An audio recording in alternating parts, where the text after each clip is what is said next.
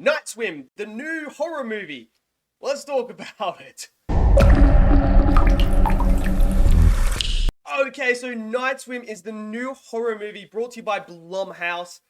And this is a PG-13 horror movie again in July, like we got with Megan, which I didn't think was very good.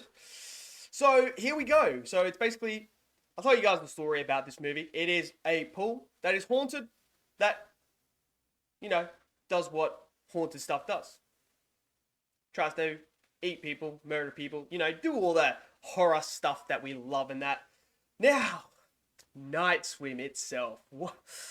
Oh man, do you guys remember when Blumhouse actually took on projects, made them low budget, but then churned out this absolutely high quality content and they just never missed? They just kept nailing it, nailing it, nailing it. Well, it feels like that trend's kind of gone away.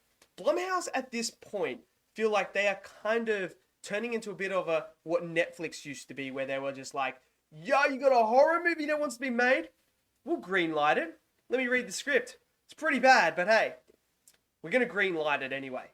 That's how I feel like Blumhouse is going right now, because Night Swim is just... It's not good. It's not good at all. I mean, not even Wyatt Russell could save this movie. Not even he could save this movie, and I like him as an actor. And I also love the mother, the actress who plays the mother. I can't remember her name, but I love her because she was fantastic in Banshees of Inisherin. She was so good. Absolutely fantastic in that movie. Those two alone couldn't save this movie from how bad it is. Look. This movie would have been better if you went away from the horror stuff that didn't work at all and actually turned this into a drama film, because there is components there and elements there that could become a really good drama film. You have a father who is getting MS, who's going through this stuff. He's a hotshot baseball player. He now can't do that. He's got his son there who's not as gifted as him and the daughter. Not as gifted in sport or anything like that, so he finds it harder to pick up on these things. He's earning for his dad's attention, earning for his dad to be there to help him, guide him through becoming a baseball player, because he sees what his dad is and wants to become that. It's all there for a really good drama film. A guy trying to cope with a situation where he can't do what he loves anymore. He's got this disease that's coming onto him, that's changing him, that he can't actually do anything when it comes to playing baseball. It's such a good story with his son there trying to do it. And there's this moment in this one where he goes to his son's baseball practice, and there's this scene where he steals the show from his son. Like, it's his son's thing, and it's all about the father. So there's this dynamic there that could be really, really good for a drama film. But instead, they drown that whole entire thing, that whole entire concept, with this absolutely insanely boring horror story about a pool that is haunted. Like, they drain all the good stuff out of it by this horribly paced film. It's horribly paced. It's just, oh dude, when I say it's a bore fest, it is a bore fest. It was hard. It was hard to stay away. Look, when it comes to horror movies, you need to build suspense. You need to somehow build tension to create this sort of environment in the theater where you're sitting there, you're tense, you're on the edge of your seat. Perfect example, last year, Talk to Me. Built up the tension, built up the suspense, didn't rely on cheap jump scares or anything like that, but it just built and built and built and built and then invested you into the characters, paced brilliantly. That's what you're looking for. Night Swim doesn't do any of that. You are not once tense at all throughout this whole entire film. There is no tension. There is no suspense. Everything is super predictable. They try to rely on jump scares. This is one moment that you see in this movie, and they try to get you with this jump scare from behind.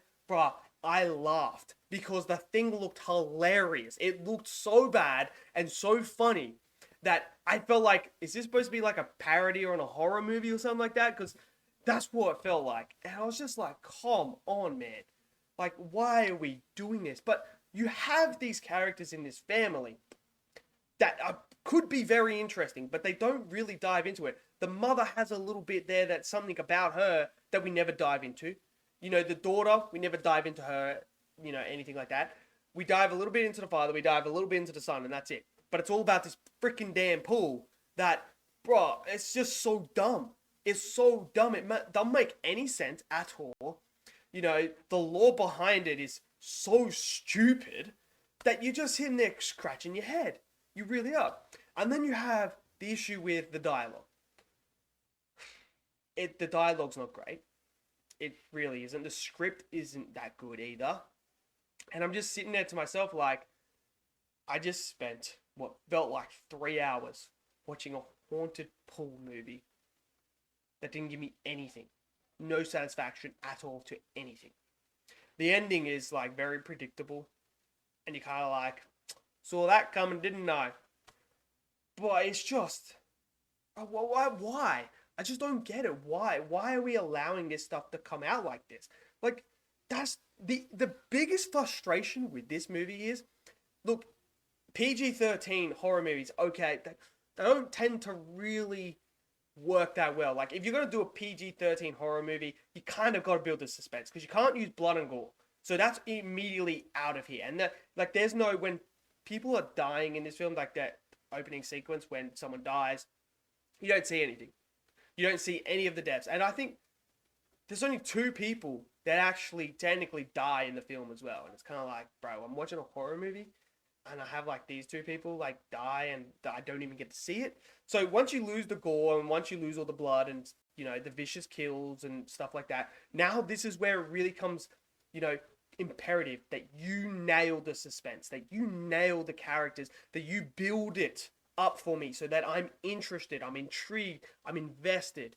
But it doesn't do any of that. Instead, it does this dragging out, boring ass story that no one cares about because they don't give you the essential things you need. But then you look at it, and when you step away from it and you look at it, you see the film and you see potential there for a good drama film revolving around the dad and the son, revolving around what they are experiencing right now. But no, instead we're going to shove all this crap-ass horror stuff into it. It's frustrating, it really is. And I remember when Blumhouse were tuning out absolutely brilliant horror films.